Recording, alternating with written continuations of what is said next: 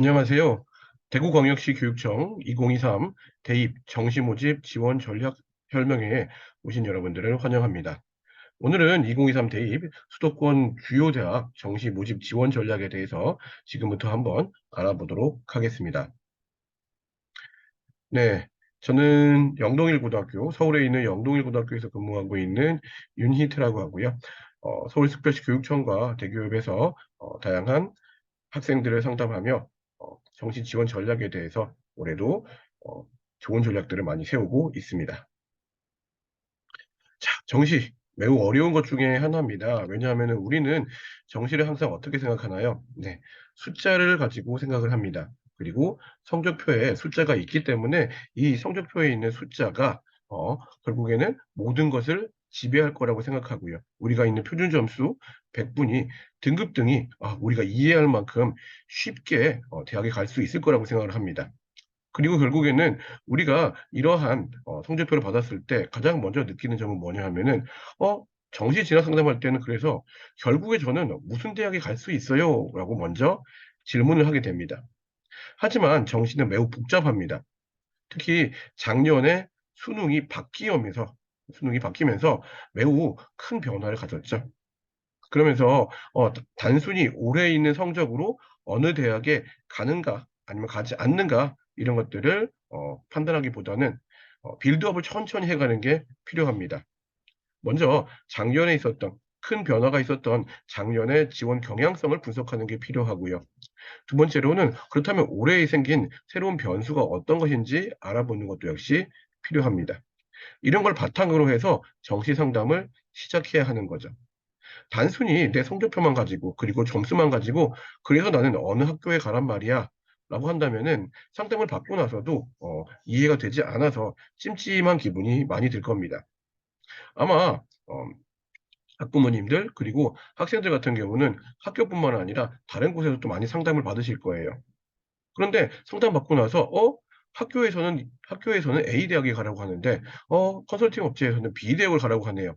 저는 어느 대학에 가야 하나요?" 이런 질문을 가장 많이 하게 되어집니다.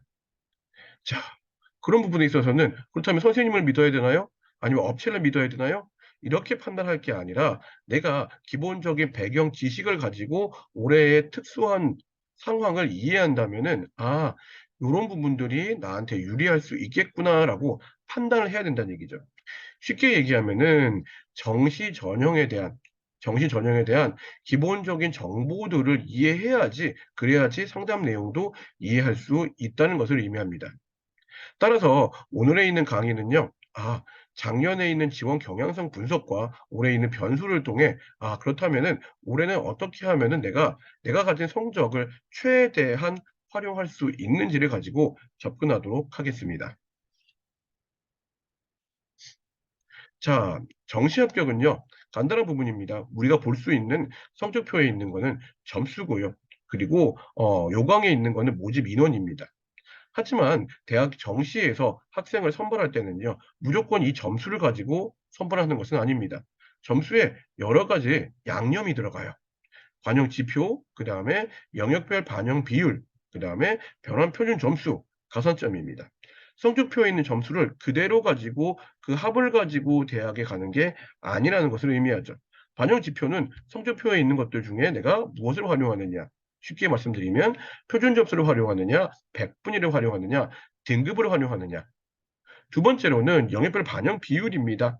네. 국어가 20%냐, 수학이 30%냐, 아니면 탐구가 20%냐, 아니면 영어는 얼마큼 반영을 하는지, 가산점으로 반영하는가 등등등이죠. 변환 표준 점수는 어떤 부분일까요? 네. 변환 표준 점수는 탐구 영역을 각자 본 과목이 다르기 때문에 백분위에 따라서 또 환산 점수를 합니다. 즉 어디 나와 있는 성적표에 나와 있는 뭘 그대로 성적표에 나와 있는 성적을 그대로 갖고 가는 게 아니라는 얘기죠.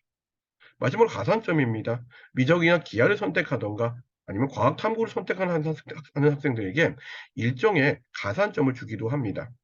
이것은 무엇을 의미하냐면요. 결국에는 성적표에 있는 점수 그대로 하는 것이 아니라 더하고 빼고 곱하고 나누어서 새로운 점수를 만든다는 얘기죠. 그게 바로 대학별 환산점이라는 의미입니다. 이 대학별 환산점을 가지고 학생들을 선발한다는 얘기죠. 얼만큼? 모집 인원만큼요. 근데 이 모집 인원도 우리가 알고 있는 네, 요강에 있는 모집 인원은 아닙니다. 아시겠지만 최초 모집 인원이 요강에 있는 모집 인원이 될 거고요. 그다음에 수시 2월 인원이 존재합니다. 네. 뭐 수시 마감일까지 등록을 하지 못한 학생들은 정시로 넘어올 수밖에 없는 구조가 되겠죠. 따라서 수시 2월 인원, 그다음에 경쟁률 혹은 충원률, 그죠? 마지막에 전화 충원률까지 포함한다면은 인원은 최초 모집 인원에서 더 선발 인원이 늘어날 수밖에 없는 구조입니다. 자, 그렇다면 원래 논리는 대학별 환산점과 그다음에 충원률까지 포함한 인원들을 선발하는 것이다라는 부분이에요. 근데 가장 걱정되는 부분은 뭐냐면은요. 그렇다면 점수와 인원은 숫자이기 때문에 우리가 이해하기 쉽다는 측면이에요.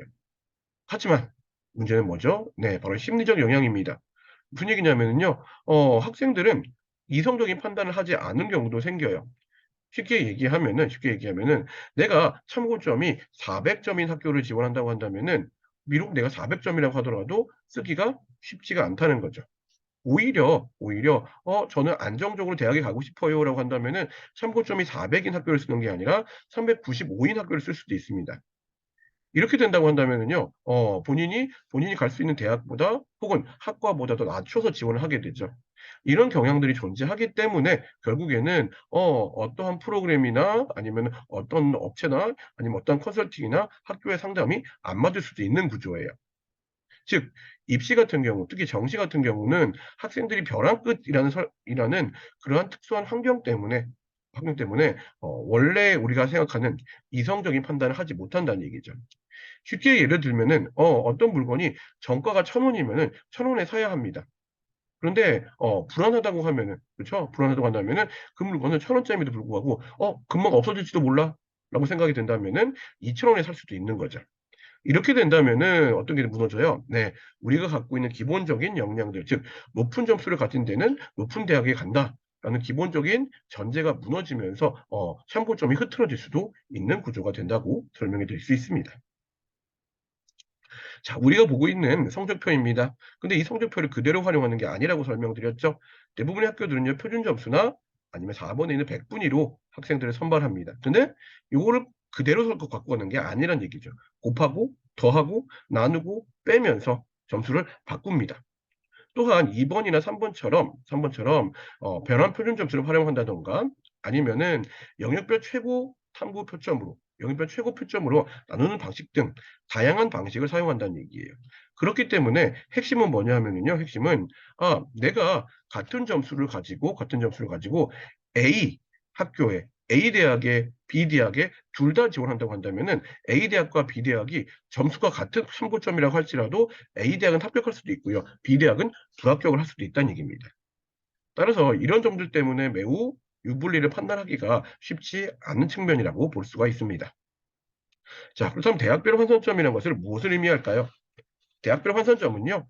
표준 점수 100분위 등급이라는 성적표에 나와 있는 지표를 어 각 대학의 기준에 따라서 변형시켜서 만든 점수입니다.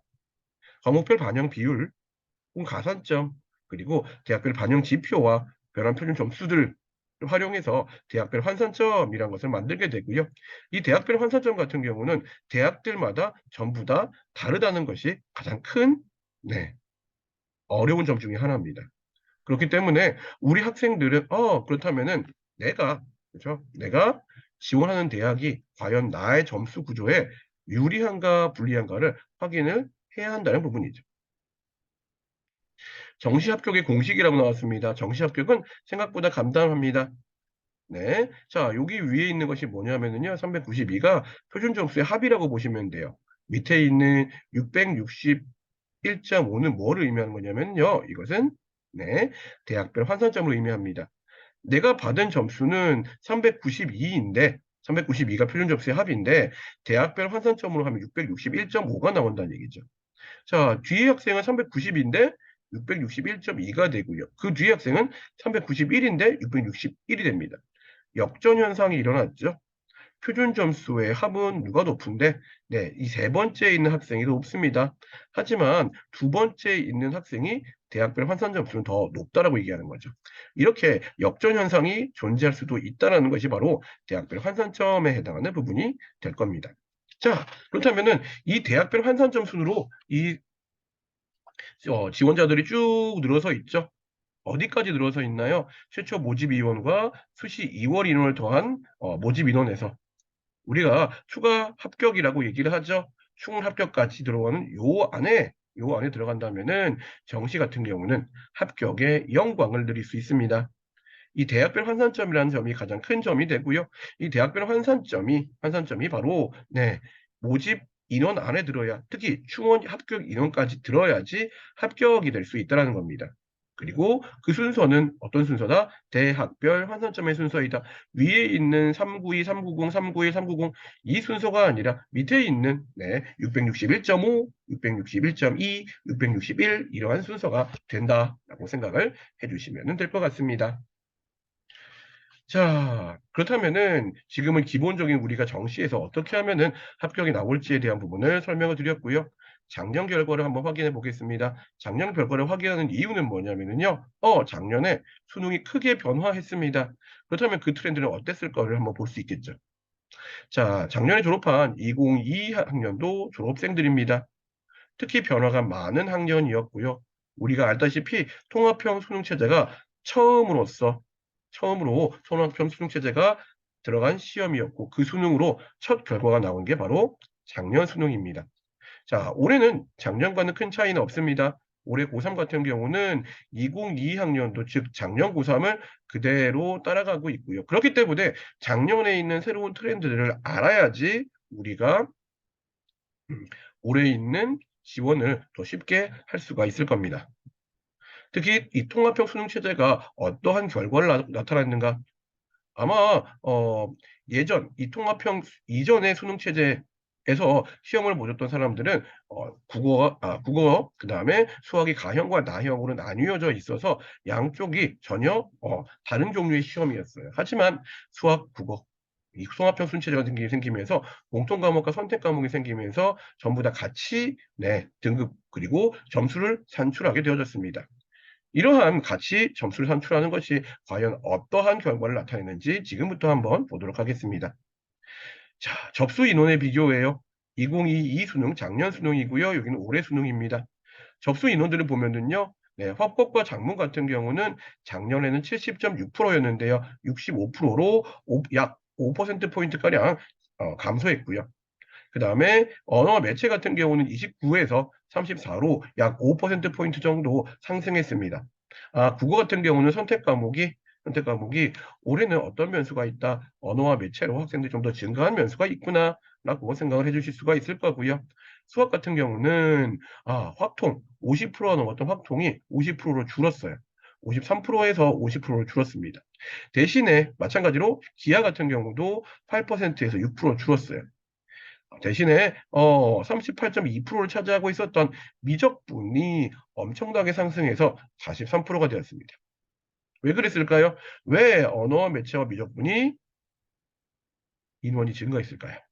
간단합니다. 인원의 증가 이유는 뭐냐면요. 미적분 그리고 언어와 매체가 다 맞았을 때 나올 수 있는 표준 점수, 즉 맞을 수 있는 획득할 수 있는 최고 표점이 가장 높기 때문입니다. 자, 올해 수능에서도 미적분을 다 맞으면은 145점이었고요. 평균과 통계나 기하를 다 맞으면은 142점이었습니다.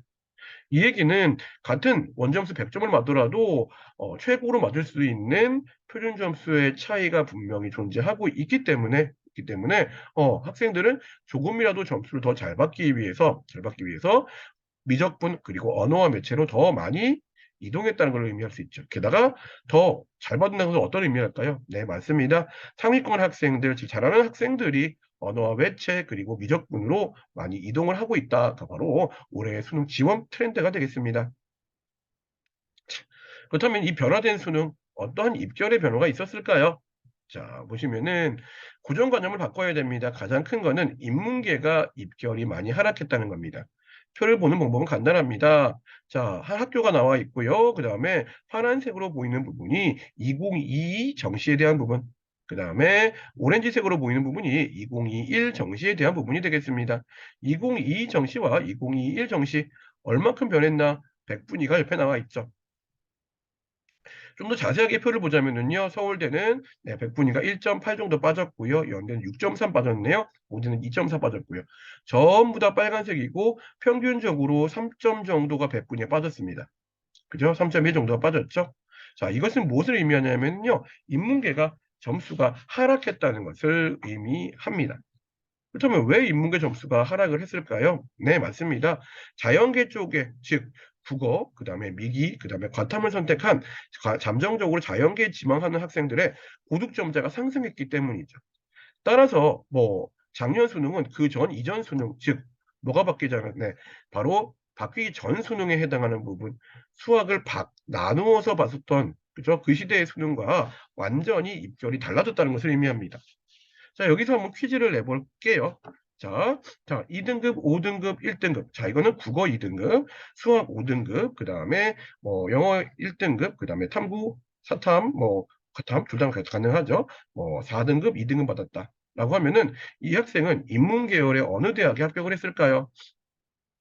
네, 한번 시간 드릴까요? 네, 한 3초 드리겠습니다. 한번 생각해 보세요. 3, 2, 1. 네, 이 학생은 작년에 통합형 수능에서는 바로 숙명여대 인문계열에 합격을 했습니다. 자, 그 밑에 있는 문제도 한번 풀어볼까요? 자, 이번에는 수학이 4등급이네요. 그래서 국어 2등급, 수학 4등급, 영어 2등급, 그다음 탐구 1등급과 2등급입니다. 이 학생은 어느 인문계열 학교에 합격을 했을까요? 하나, 둘, 셋. 네, 이 학생은 이화여다에 합격을 했습니다. 자, 마지막 문제 한번 해볼까요? 그럼 이제 좀 더 쉽겠죠? 자, 성적이 점점 더 좋아지니까 당연히 맨 마지막은 이화여대보다 더 상위권 학교에 합격을 했겠죠? 2등급, 2등급, 2등급, 2등급, 3등급, 2등급 4개와 3등급 1개를 받은 학생은 어느 학교에 합격을 했을까요? 하나, 둘, 셋. 네, 서강대 인문계열에 합격을 했습니다. 자, 우리가 알고 있는 이전 있는 수능에서는요, 모두 다 1등급 맞아도, 1등급 맞아도 어디를 못 갔고요. 서강대나 서성한 계열을 못 가는 학생들도 존재했었어요. 그런데 작년 같은 경우는 거의 뭐예요? 네, 등급이 하나씩 완전히 떨어졌었죠. 아, 뭐가 바뀌고 나서는요? 네, 맞습니다. 수능이 바뀌고 나서는, 인문 계열을 지망하는 확통에 사탕을 보는 학생들, 그죠? 미기의 과탐을 보는 학생이 아닌 나머지 학생들이 고득점자가 많이 없었기 때문에 인문계열의 입결이 매우 하락했다는 것을 알 수 있습니다. 자, 최상위권 대학들 말고요. 중하나 넘어와서요. 중위권 대학을 넘어온다고 하더라도 그 현상은 크게 다르지 않았습니다. 보시면은 거의 모든 학교들이 오렌지색이 더 높이 올라간 걸 볼 수 있죠. 맞습니다. 대부분의 학교들이 인문계 입결이 하락을 했습니다. 중위권 대학도 평균 3.1점 정도 하락을 했고요. 그 이유는 인문계열의 고득점자가 감소했기 때문에 즉 요만큼의 대학을 갈 높은 점수의 학생이 없었다는 것을 의미하죠. 따라서 성적의 하락의 폭이 매우 컸다라는 것을 알 수가 있습니다. 아, 결국 핵심적인 부분은 인문계열 입결이 떨어졌구나. 즉, 인문계열의 커트라인이, 수능 커트라인이 많이 내려왔다라는 것을 알 수가 있습니다. 좀 더 한번 정리를 해보도록 할게요. 자, 중위권대 인문 합격한 학생들, 자, 인문 합격한 학생들을 보면은 확통 몇 등급이었는지 합격생들 중에 한번 세어본 겁니다. 그랬더니 비율로 봤을 때 이화여대 같은 경우는 확통을 본 학생들 같은 경우는 인문계열 모집단에 지원한 학생들이 3등급대가 가장 많이 합격을 했어요. 게다가 4등급도 존재하고 있죠. 건대 같은 경우도 3등급대가 많았고요. 동국대는 네, 또 3등급이 많았습니다. 심지어 숙명여대는 4등급대가 제일 많았었죠. 네, 이 이유는 뭐냐면요. 확통에 그만큼 높은 등급을 맞은 학생이 없다라는 것을 의미해요. 자, 쉽게 예를 들면은 뭐냐면요. 일단은 미적과 확통에 대한 분리, 그 다음에 그 확통 내에서도 남학생과 여학생에 대한 분리 때문입니다. 특히 여대들이 확통의 성적이 높지 않은 이유는 뭐를 의미하는 거냐면요. 자, 한번 우리가 쉽게 한번 예를 들어 볼게요. 1등급 애들이 100명이 있습니다. 그러면은 미적 선택자와 확통 선택자가 있다고 한다면은요. 미적 대 확통의 비율이 9대 1 정도예요. 그 얘기는 100명 중에 10명만 뭐가 돼요? 네, 10명만 확통인 거죠. 근데 이 1등급 안에 있는 남성과 여성의 비율, 남학생과 여학생의 비율을 보면은 남학생과 여학생이 3대 1 정도로 남학생이 훨씬 더 많습니다. 그 얘기는 확통을 보면서 그러면서 확통의 1등급을 맞을 수 있는 학생이면서 여학생인 학생은 전체 100명 중에 2명 정도밖에 되지가 않는 거예요. 근데 이 2명 중 1명 또 어디에 갈까요? 네, 맞습니다. 남녀공학인 학교에 가겠죠. 그럼 실제로는 뭐예요? 여대 갈 수 있는 확통의 고득점자 인원들은 많이 남지 않는다는 것을 의미합니다. 그렇기 때문에 여대는 다른 쪽보다 훨씬 더 수학이 성적이 떨어진 것처럼 보인다라고 할 수가 있습니다. 이런 부분들 결국에는 예전과 많이 달라졌다는 부분이에요. 예전 같은 경우에는 저 수학 3등급 맞았어요. 그러면은 야, 인성을 꿈도 꾸지 마.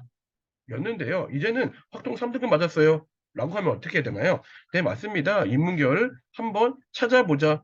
인문계열 어디 쓸 수 있는지 한번 찾아보자. 심지어 수도권도 가능해. 라고 얘기하고 학교에서 학생들을 여러 대학들 중에서도 내가 비율에 맞는 대학들을 찾아내는 게 필요한 겁니다. 자연계열로 넘어가도록 할게요. 자연계열은 고득점자가 많아지면서요. 그러면서 입결이 작년과 비슷비슷했습니다. 보면은 그래프가 차이가 없죠, 많이. 그죠? 전체적으로 차이는 상위권 대학들 같은 경우도 0.4 정도밖에 차이가 나지 않았습니다. 자, 중위권 볼까요? 중위권 심지어 소폭 상승했어요. 자, 이 이유는 뭐냐면은요, 국어, 그 다음에 미기, 과학을 본 학생들이 고득점을 늘면서, 어느 정도의 입결의 상승을 가지고 왔다. 자, 정리를 해주면 어떤 부분이냐면은요, 뭐가 되면서 자연 계열은 중상위권이 소폭 상승을 했다. 국미계열 선택자가 고득점자의 증가 결과다. 작년 수능의 핵심 부분입니다. 국어, 그 다음에 미기 과탐 선택한 학생들이 많아지면서 자연계의 중위권 이상 입결이 올라갔고요. 그리고 인문계는 입결이 떨어졌다는 부분이에요. 물론 작년에는 교차 지원이라는 것이 있으면서요. 교차 지원이 있으면서 네, 교차 지원으로서 자연계 학생들이 인문계로 많이 넘어갔습니다. 네. 그럼에도 불구하고 어떤 부분이에요? 네. 인문계는 입결이 더 떨어졌다는 것을 의미하죠. 왜? 인문계를 원래 지원한 학생들이 워낙 숫자가 적었다라고 얘기할 수 있습니다. 자, 요게 바로 이제 교차 지원이라는 부분이고요. 따라서 교차 지원에 열풍이 일어났었습니다. 작년에 일어났었던 교차 지원의 열풍에 대해서 한번 알아보도록 하겠습니다. 상위권 대학의 교차 지원 비율 비교입니다. 서울대, 연세대, 고려대가 나와 있고요. 나와 있고, 자, 서울대 같은 경우는 교차 지원이 많지 않았네요. 그 이유는 뭐였을까요? 네, 이거는 교차 지원이라고 한다면은, 자, 미기와 과탐을 선택한 학생들이 인문계 모집 단위인 사범계열, 사회계열, 상경계열, 인문계열에 얼마큼 지원했는지 지원율, 그 다음에 요 밑에 있는 숫자는 어, 지원한 애들의 합격률을 나타냅니다. 보시면은 사회계열 같은 경우는 37% 정도가 지원했고요. 그리고 합격은 네, 50%가 합격을 했네요. 합격률이 높은 편이죠. 자, 서울대는 이렇게 많지가 않아요. 옆에 보니까 연대와 고대 보니까 연대는 뭐 70, 67%인데 50% 이상이고 평균적으로 봐도 60%대인데 그리고 고대 같은 경우도 50%에 가까운데 왜 서울대는 이렇게 적었을까요? 자, 서울대 같은 경우 특수한 상황이 있었죠. 바로 뭐냐면 유형 1과 유형 2가 아니면 지원할 수가 없습니다. 특히 인문계열에 지원하려면요 무조건 제2 외국어를 봐야 됐었어요. 과탐 선택자도. 그렇기 때문에 과탐을 보면서 제위고 본 학생들이 작년에 매우 적었죠. 적었기 때문에 어떤 부분이에요? 생각보다 많이 교차 지원이 이루어지지 않았습니다. 대체 자유전공은 왜 이렇게 높아요? 자유전공은 서울대에서 유형 3으로 분리해서요. 제2 외국어를 보지 않아도 과탐을 선택한 학생들이 지원을 할 수가 있었습니다. 그렇기 때문에 이렇게 폭발적으로 많이 지원을 했고요. 그리고 심지어 지원 학생들의 합격률도 매우 높았다라는 것을 알 수가 있습니다. 자, 올해 같은 경우는 어떻게 될까요? 네, 올해는 아이러니하게도 과탐에 제2 외국어를 본 학생이 엄청나게 많이 늘었어요.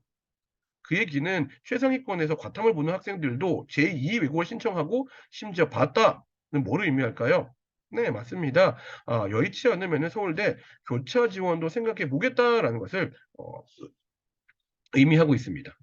작년보다 따라서 서울대는 교차 지원의 비율이 더 높아질 수밖에 없는 구조가 될 것이다 라고 생각을 해주시면 될 것 같습니다.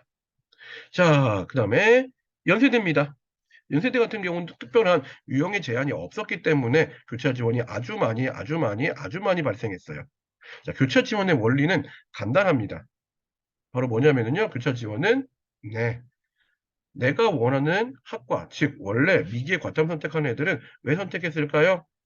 맞습니다. 바로 학과, 즉 자연계열 학과를 가고 싶어서 선택했어요.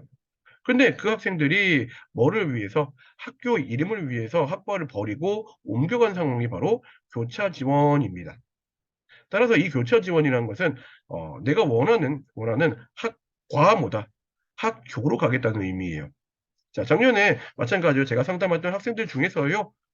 뭐 물리를 엄청 좋아하는 학생이 있었습니다. 학교에서도 물리 덕후로 되게 유명했었고요. 그쵸? 그래서 자기는 꼭 물리학과에 가겠다. 공대도 아니고 물리학을 가서 자연과학을 전공하겠다라고 했던 학생이 존재해요.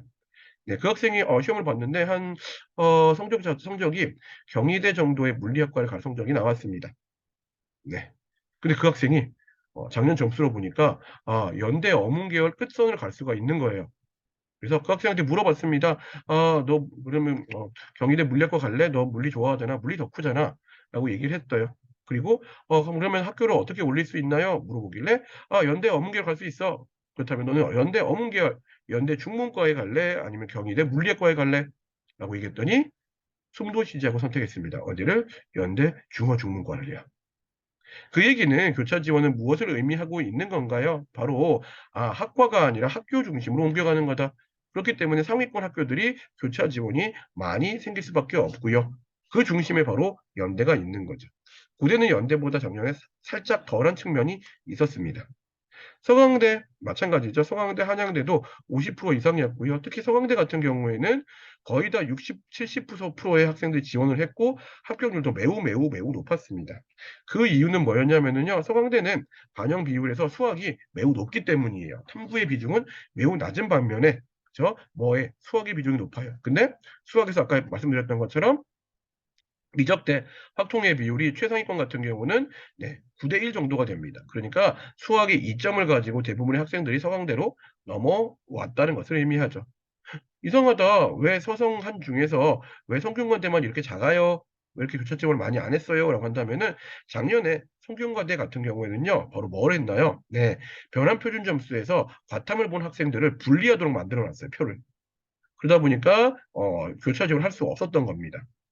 네, 그래서 성대 같은 경우에 작년에 건대 자연계열 정도의 학생들이 넘어올 수가 없도록 변표를 만들었습니다. 그렇기 때문에 교차 지원이 적었고요.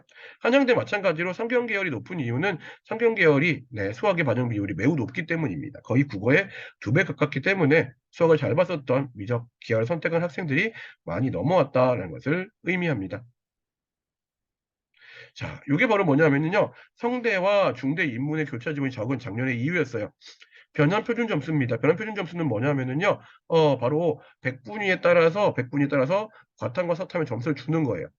근데 고대 같은 경우는 과탐 변표에서 사탐 변표를 빼면은 과탐이 5점이나 더 앞서요. 100분이 100. 99도 마찬가지고요. 100분이 90까지 과탐의 변표가 더 높습니다.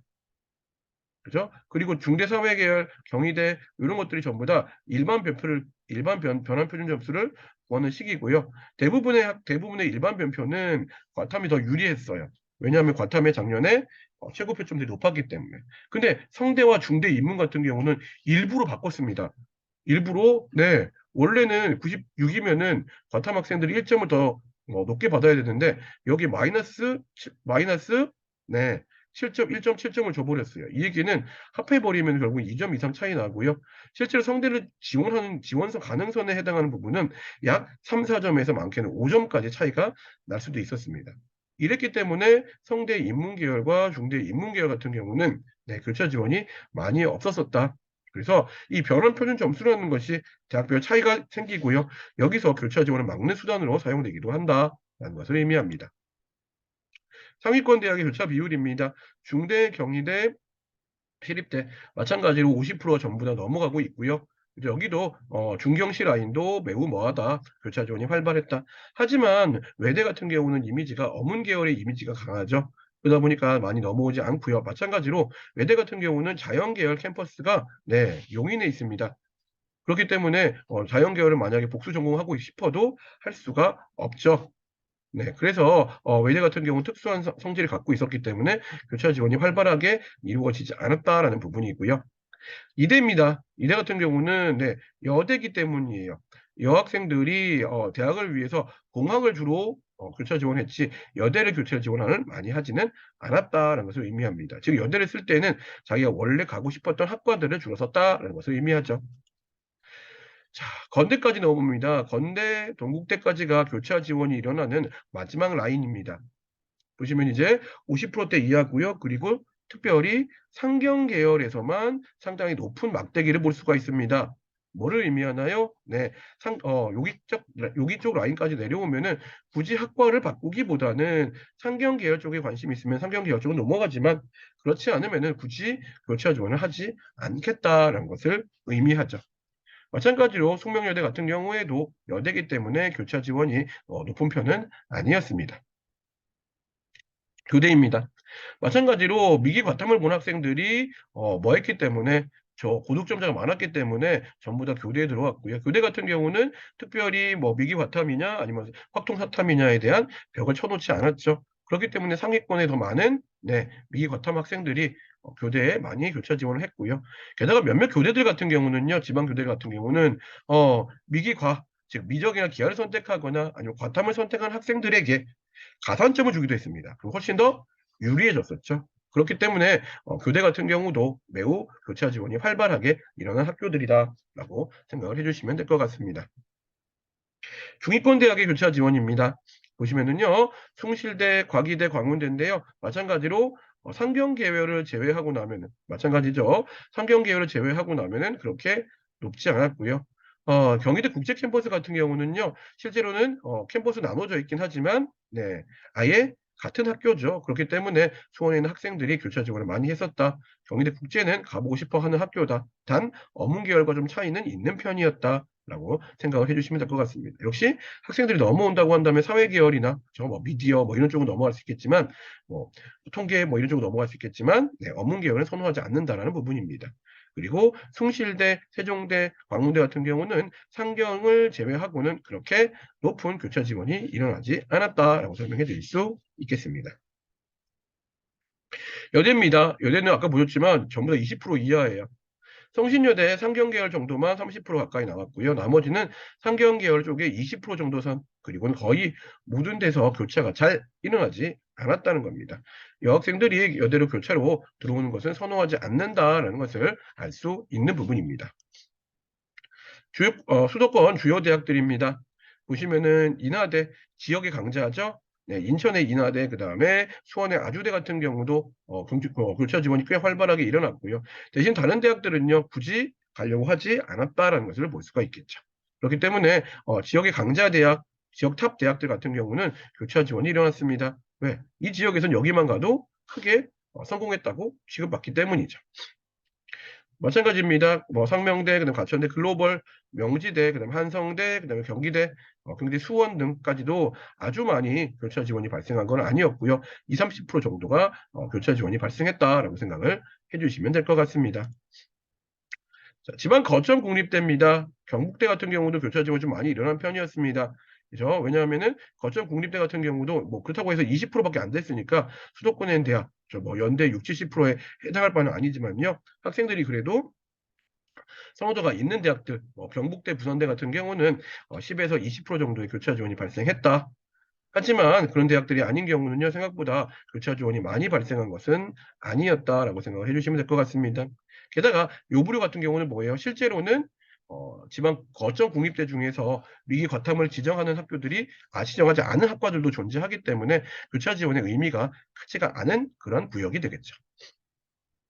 자, 교차 지원 시 유의하세요. 이 부분은 뭐냐면은요, 교차 지원했을 때 내가 과탐을 갖고 간다고 한다면 과탐 변표를 보는지 아니면은 요 같은 백분이 사탐 변표를 보는지를 확인을 해 주셔야 합니다.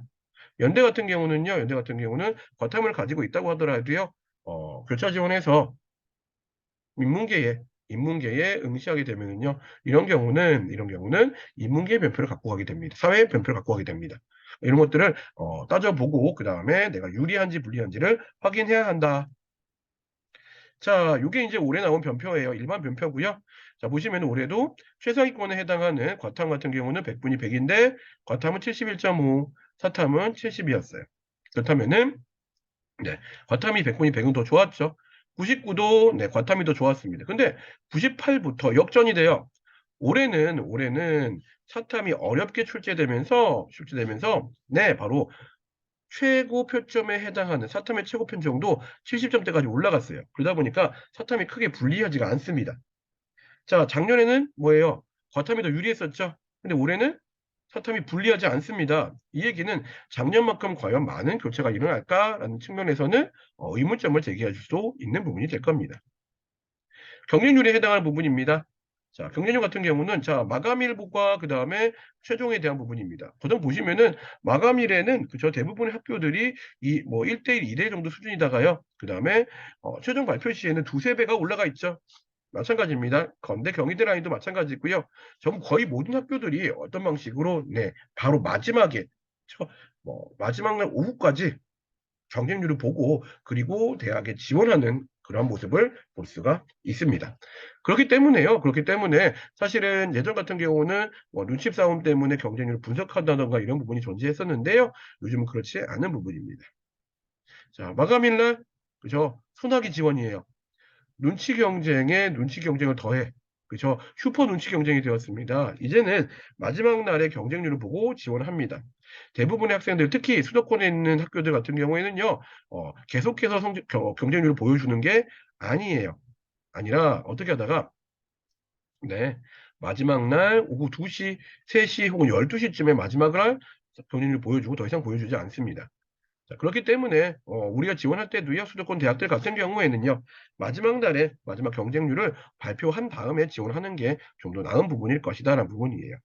눈치 경쟁은 심해졌지만 문제는 뭘까요? 네. 마지막 경쟁률이 결국에는 최종 경쟁률을 의미하는 건 또 아니라는 거예요. 마지막에 봤더니 A학과, B학과, C학과가 전부 다 2대 1 이하야. 어디 넣을까?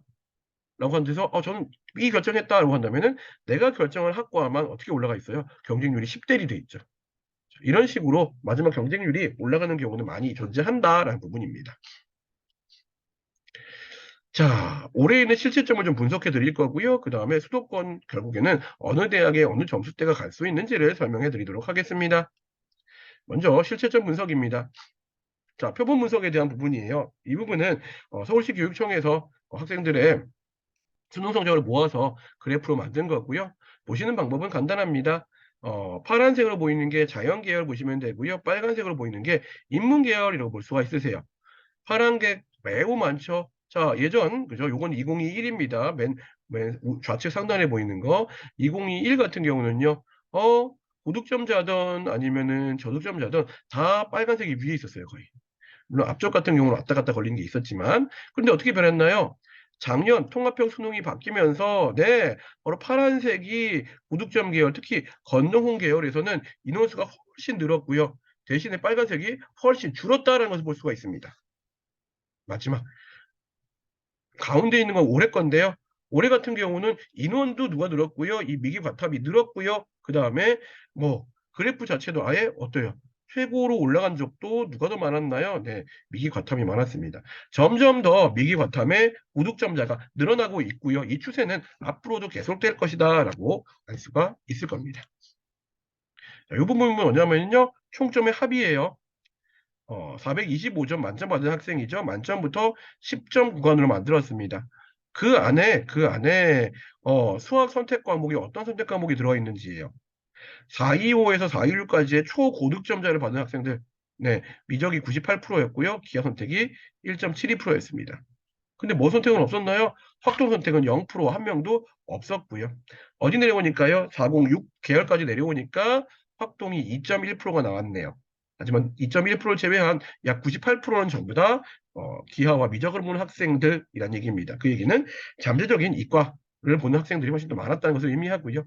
서울대 지원, 인문계 지원 가능 라인이 396점 정도까지 라인 같은 경우는요, 그래도 확통 선택자가 전체 중에서 한 9% 정도 있었다라는 부분입니다. 하지만 여전히 최상위층, 소위 얘기하는 우리가 건대선까지 갈 수 있는 요 아래쪽 라인까지도 확통을 선택한 애들은 약 50%에 가까운 학생들이 선택했지만 실제로 고득점자는 거의 없었다라는 것을 볼 수가 있죠. 국어에 대한 분석입니다. 그죠? 최고 표준 점수는요, 134점이었고요. 134점, 133점, 131점까지가 전부 다 100분이 100을 맞았습니다. 그렇죠? 특이한 점은 마찬가지로 국어는 여학생이 잘하는 거 아니야? 인데 근데 보시면은 다 맞은 학생이 371명인데 그죠? 그중에서 남학생은 210명, 18명, 그다음에 여학생은 150명, 153명이었습니다. 쭉 내려가는 걸 본다고 하더라도 남학생과 여학생을 봤을 때 남자애들이 국어도 더 잘 봤다는 것을 볼 수가 있죠. 국어 성적의 특징입니다. 최고 표준 점수가 149점에서 134점으로 하락했다라는 걸 알 수가 있고요. 그 다음에 전체적 난이도가 쉬운 것에 반면에 만점자 수는 아주 많지는 않았습니다. 대신에 최고점에 해당하는 134점, 134점 같은 경우에는요. 만점자 숫자가 많지 않았기 때문에 약간 유리함을 가질 수가 있고요. 그런데 엄매 기준 원점수 90점에 해당하는 즉 1등급 컷과 그 다음에 2등급 초반에 해당하는 고라인 같은 경우는 동점자 수가 많아졌다는 얘기예요. 자, 동점자 수가 많아졌다. 어떤 것을 의미할까요? 네, 맞습니다. 변별력이 줄었구나라는 것을 의미하고요. 변별력이 줄었다는 것은 뭐예요? 동점자가 많아졌다라는 겁니다. 따라서 국어 좀 잘한다고 해서 나 상위권 학교에 쓸래 라는 것은 불가능해졌다라는 것을 의미합니다. 자, 국어 분포입니다. 국어 분포 보시면은요. 네, 선택자들은 수능 선택자는 엄매와 화작이 35대 65 정도였는데요. 1등급의 비율을 봤을 때는 엄매와 화작이 85대 15 정도입니다. 즉 언어와 매체를 선택한 학생들이 부득점자에 해당하는 1등급, 2등급, 3등급이 훨씬 더 많다라는 것을 의미합니다. 수학입니다. 최고 표준 점수는 145점이었고요. 142점까지가 한 개 틀린 데까지가 전부 다 맞습니다. 100분이 100을 가질 수 있었습니다. 마찬가지로 142점이 기하 그다음에 확통 같은 경우는 최고점이었죠. 자, 수학 같은 경우는 작년과 비슷한 분포를 가지고 있어서 최고 표준 점수는 147점에서 145점으로 소폭 하락했고요. 만점자 인원수가 줄었습니다. 작년에는 2,700명이 있었는데요. 올해는 934명으로 만점자가 줄었다는 걸 알 수가 있을 거고요. 수학은 90점대 학생 수가 줄어들고요. 80점대 학생 수가 매우 많이 증가한 것을 볼 수가 있습니다. 따라서 90점대 이상을 맞으면은 원점수를 90점 이상을 맞으면은 수학에서의 강점을 활용해서 상위권 대학에 지원을 하겠지만 우리가 알고 있는 80점, 84점, 88점 같은 경우에는요. 거기는 동점자가 많기 때문에 수학으로서의 구별을 하기가 쉽지가 않을 것이다라는 측면입니다. 따라서 국어 같은 경우도 마찬가지고요. 수학 같은 경우도 중상위권층에 해당하는 점수가 많이 늘었고요. 동점자가 많아졌다는 것을 의미하죠. 그죠? 그렇기 때문에 올해도 수도권에 있는 중상위층의 대학들 같은 경우는 경쟁이 매우 심할 거다라고 예측할 수가 있습니다. 80점대 학생들 같은 경우는 특히 인원수가 많기 때문에요. 대학마다 얼마큼 반영하느냐, 수학을 반영하는 비율, 국어를 반영하는 비율, 탐구를 반영하는 비율들을 보고 확인하는 게 필요할 것 같습니다. 전체적으로 작년에 비해 자주 쉬웠지만 아주 상위권은 그렇지 않았습니다. 자, 정시에서의 의대 모집 정원이 몇 명이죠? 1,100명입니다. 작년 같은 경우는 수학을 다 맞지 않으면은요, 정시에서 의대 가기 쉽지 않았어요. 근데 올해는 934명이죠. 이 얘기는 수학을 한 문제 틀려도 그죠? 과탐에 따라서 의학 계열도 지원하는 게 가능해졌다라는 게 올해 수학의 특징입니다. 수학 같은 경우 마찬가지입니다. 선택자는요, 확통이 48%였고요. 미적이 45%, 기하 6%였는데요. 1등급 안에서는요, 확통이 6%밖에 되지가 않습니다. 2등급도 14%밖에 되지가 않고요. 나머지는 전부 다 이과에 해당하는 미적과 기하의 학생들이기 때문에요. 마찬가지로 수학도 미적과 기하를 선택한 학생들의 고득점자가 훨씬 더 많았다는 것을 알 수가 있습니다. 자, 영어 등급 비율입니다. 자, 올해 수능은 1등급은 7.8%, 2등급은 18%, 3등급은 21%였고요. 그 다음에 작년 수능은 1등급은 6.25%, 2등급은 21%, 3등급은 25%였습니다. 자, 문제는 뭐였냐면요. 그렇다면 2023 수능과 2022 수능. 자, 어디가 더 쉬웠을까요? 어디가 더 어려웠을까요? 혹자는 뭐 한다는 얘기예요? 네. 자, 2022 작년이 1등급이 6.6%대니까, 그러면 작년이 더 뭐 한 거 아니야? 쉬운 거 아니야? 그렇지 않습니다. 3등급까지의 누적 인원을 보면은요, 작년 같은 경우 누적 인원이 3등급까지 50%가 넘어가요. 근데 올해는 50%가 되지 않습니다. 그죠? 이 얘기는 3등급까지의 중상위권 문제들이 많았기 때문에 3등급까지 받는 게 쉽지가 않았다. 작년보다 2, 3등급 받기는 더 어려워졌다는 것을 의미하죠. 그렇기 때문에 사실은 다음에 보는 이런 대학들 같은 경우에는 영어의 영향력이 커질 수가 있어요. 자, 100분위를 반영합니다. 그리고 국어, 수학, 영어를 우수순으로 30, 30, 15를 반영하는 덕성여자대학교예요. 이런 경우는 우수순위 30, 30, 15니까 이 15 하나가 좀 못 봐도 상관없겠죠. 근데 이게 영어면 큰일 나요. 그 이유가 뭐냐면은요. 그 이유가 자, 덕성여대 봤더니 어떻게 봐주고 있어요? 네, 바로 여기 나와 있는 어떤 점수를요. 네. 영어의 등급간 점수를 1등급 100점을 줘버리고요. 2등급은 98점을 줘버립니다. 3등급은 96점을 줘버리고요. 보통 덕성여대 합격하는 학생들의 백분위가 83에서 84 정도라고 생각을 한다면은 그렇다고 한다면은 이 영어 같은 경우는 꽤 많이 엄청나게 많이 점수를 주고 있는 거예요. 3등급까지 96이죠. 엄청 많은 거죠. 그 얘기는 여기 들어가는 30에 해당하는 거에 영어 3등급까지 받아서 96을 만들지 못한다라고 한다면은 그러면은 덕성여대에는 매우 불리할 수밖에 없는 구조가 된다. 서울여대 같은 경우는 더 심합니다. 바로 4개의 우수 영역 중에 3가지만 반영을 해요. 3가지만 반영을 하다 보니까 한 과목 못한 과목을 버릴 수가 있는 구조죠. 자, 버릴 수 있습니다. 버릴 수 있다는 것은 못한 걸 버리는데 영어 버리면 어떻게 될까요? 큰일 납니다. 왜? 영어가 서울여대 같은 경우에는요. 1등급은 100, 2등급은 98, 3등급은 96, 4등급까지가 90이라 줘요. 그렇죠? 보통 어디에 서울여대에 작년 입결의 평균 100분이 75 정도였습니다. 그렇다는 얘기는 여기에 영어가 5등급 이하여서 영어가 안 들어가면 훨씬 더 불리하고요. 마찬가지로 3등급 이상이면은 어느 정도 커버가 가능하겠지만 영어가 4등급 이하여서 좀 차이가 많이 나게 된다면은 마찬가지로 거기서 크게 손해를 볼 수도 있는 부분이 존재하죠. 이렇게 올해 영어가 3등급까지 인원이 줄었기 때문에 더 크게 영향을 끼치는 대학들도 존재한다라는 부분입니다. 사탐 같은 경우는 최고 표점만 쭉 보시면 됩니다. 생윤 72, 윤사 72, 한지 67, 그 다음에 세지 68, 동아시아사 65, 세계사 68, 경제 72, 정법 74, 사문 70이에요. 많이 바뀌었습니다. 바로 뭐냐면은 작년까지는 60점대가 주로 많았는데 최고 표점이 70점대로 올라갔죠. 그 얘기는 변표대학에서는 훨씬 더 유리할 수 있는 고지를 선점했다. 자, 과학은 작년과 비슷해요. 물리원, 물리학원 70, 화원 75, 생원 72, 지원 73, 물투 71, 화투 73, 생투 71, 지투 67이었어요. 자, 이 얘기는 뭐냐면은요, 사탐과 과탐 봤더니, 비슷비슷해. 자, 이건 작년입니다. 작년에 따라서 작년에 최고 표점의 평균 66이었어요. 그리고 사탐은 66, 과탐은 71이었습니다. 그렇기 때문에 변표에서 항상 과탐이 유리한 측면이 있습니다.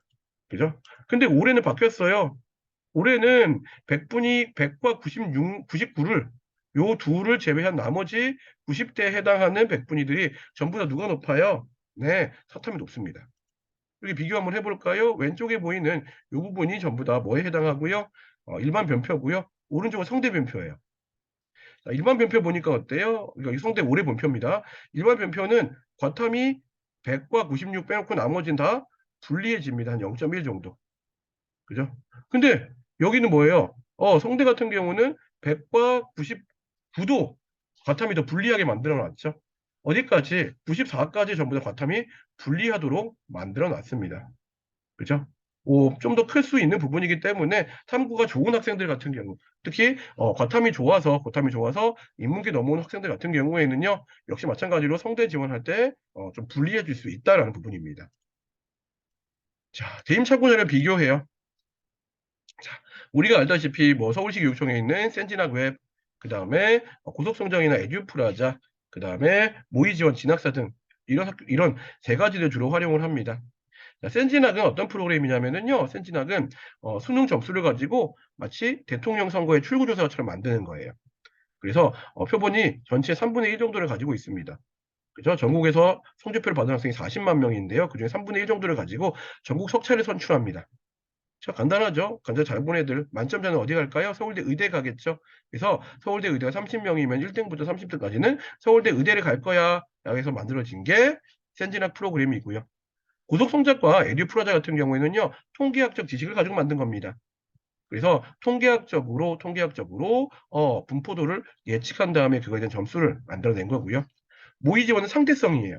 그냥 이런 것들 전혀 없이, 자, 내가 지원했어. 내 점수 몇 점인데 나보다 높은 사람, 낮은 사람, 내가 모집 단위에 모집 인원 안에 들어가면 합격이다라고 이야기를 하는 구조죠. 자, 그렇다면 결국에는 궁금한 점입니다. 올해 수능 분포에 따라서 어떻게 최상위권 그리고 상위권 그리고 수도권은 어떻게 구성이 돼 있고 지원 가능 점수는 얼만큼인지를 지금부터 설명해 드리도록 할 거고요. 작년에 많이 지원했었던 뭐를 바탕으로 지원을 바탕으로 학생들이 어느 조합으로 지원하는지를 설명해 드리도록 하겠습니다.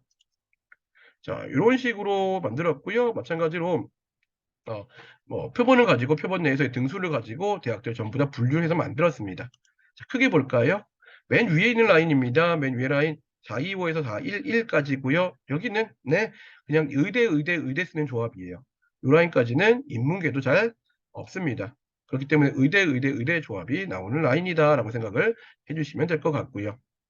자, 최고 위에 라인 410에서 398 라인입니다.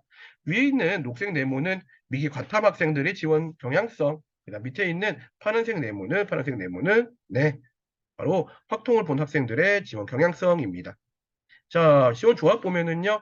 그죠? 어느 자리에 408점대에 해당하는 학생들, 그죠? 의대와 서울대를 같이 껴서 의대 2개와 서울대를 쓸 수 있는, 물론 학생의 성향에 따라서 자연계와 인문계, 그죠? 둘 다 쓸 수가 있는 구조입니다. 지원 조합 2입니다. 408 이런 경우는 저는 서울대 안 갈래요. 무조건 의대나 치대만 갈래요.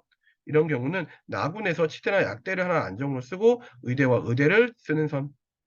404 라인입니다. 마찬가지죠. 404 라인도 두 가지 종류로 나뉘어지게 돼요. 그래서 의대와 치대만 생각하는 라인이냐 아니면은 그죠. 여기는 치대가 2개고 의대가 1개죠. 치대를 안정으로 쓰고 의대를 한번 위로 쳐보겠다는 뜻이고요.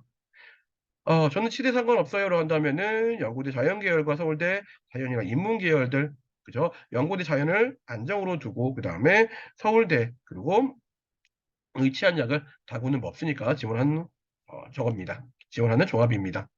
마찬가지로 400점 조합입니다. 여기는 인문계 조합이 주로 많게 되고요. 400점 조합 같은 경우는 연고대 인문계, 그다음에 서울대 인문계 이런 식으로 확정 선택자들은 인문계에 연고대와 서울대를 가다군에 쓰고 다군에서는 한의대나 아니면 약대를 쓰는 이런 조합이 되겠습니다. 상위권 스카이 서성한 라인입니다. 보시면은요. 395 라인입니다. 자연계열, 특히요. 미기 과탐 선택자는요. 어떻게 볼 수 있나요? 가군의 연고대 자연계를 안정으로 두고 지방에 있는 그쵸 한의대나 수의대, 약대들을 지원해 볼 수가 있고요. 마찬가지로 같은 395 라인인데 저는 지방의 한수학 별로 안 좋아해요라고 한다면은 그런 경우는 연고대의 인문이나 자연계 그러면서 서성한 라인의 자연계 상위권 학과들, 좋은 학과들을 써볼 수 있는 것들입니다. 390 라인, 요 라인이죠. 요 라인은 연고대 자연계나 인문계 하위권 학과들을 쓸 수가 있고요. 그리고 서성안의 자연계 중상위권 혹은 인문계는 상위권 학과들을 써볼 수가 있습니다. 그리고 다군은 이제는 요 라인까지 내려오면 3구권까지 내려오면은 다군에서 한의대 약대를 쓸 수가 없는 라인이 생기면서요. 중대 자연계열을 지원하게 됩니다. 확정 선택자입니다. 확정 선택자 같은 경우에는요. 가군의 395 라인은 가군의 연고대 인문, 그 다음에 서울대 인문, 연고대 서울대 쓰는 전통적인 라인에 그죠 한의대 정도 써볼 수 있는 라인이 되고요. 390은 내려오면은요 이런 경우도 연고대 인문 대신에 서울대 라인이 안 나와요. 서울대 라인이 395까지가 마지막 라인이 되고요. 여기가 넘어가고 나면은요 그 다음에는 390 라인까지 내려오면은 서서간 인문 계열 그리고 중대 인문 계열까지 쓰는 이런 계열들을 가지게 됩니다. 연고대에서 건동원까지예요. 자, 중간까지는 스카이 서성한 의대 이렇게 나왔었는데 갑자기 10점 내가 뭐부터 연고세선부터 시작해서 건동욱 라인까지 쭉 많이 나왔습니다. 이 얘기는 여기에 인원수가 매우 많다는 것을 의미하죠. 자, 위쪽 라인에 해당하는 384 라인입니다. 384 라인 본다고 한다면은요, 이런 경우는 미기 과탐이 학생들이 여기가 바로 연고대 인문계열을 마지막으로 쓸 수 있는 라인이에요. 연고대 인문계열 학교를 높이기 위해 교차 지원을 하고요. 대신에 중대, 경희대, 시립대에서 중위권 대학들을 쓰고 그 다음에 중대 인문계열 상위권을 쓰는 이런 경우는 교차 지원을 많이 하려는 라인입니다. 교차 지원 성향이 좀 덜한 학생들 같은 경우는요. 중경시 자연과 중경시 자연을 쓰고요. 다군을 중대 인문계를 쓰는 중대 라인으로 중대에서 막아보려는 라인을 만들게 되겠죠. 379 라인입니다. 그 라인은 자연계를 쓴다고 한다면은 건동홍의 자연계 중위권, 그 다음에 중대 경희대를 교차 지원할 수 있는 라인입니다. 인문계 상위권 학과들 이게는 뭐 삼경길이나 이런 데 쓸 수가 있겠죠. 그 다음에 건동홍 다군에 이제 내려와서 중대 말고 건국대나 아니면은 홍익대를 쓸 수 있는 라인입니다. 인문계는요. 자, 서성한 인문, 그리고 서성한 인문을 쓸 수 있는 라인이에요.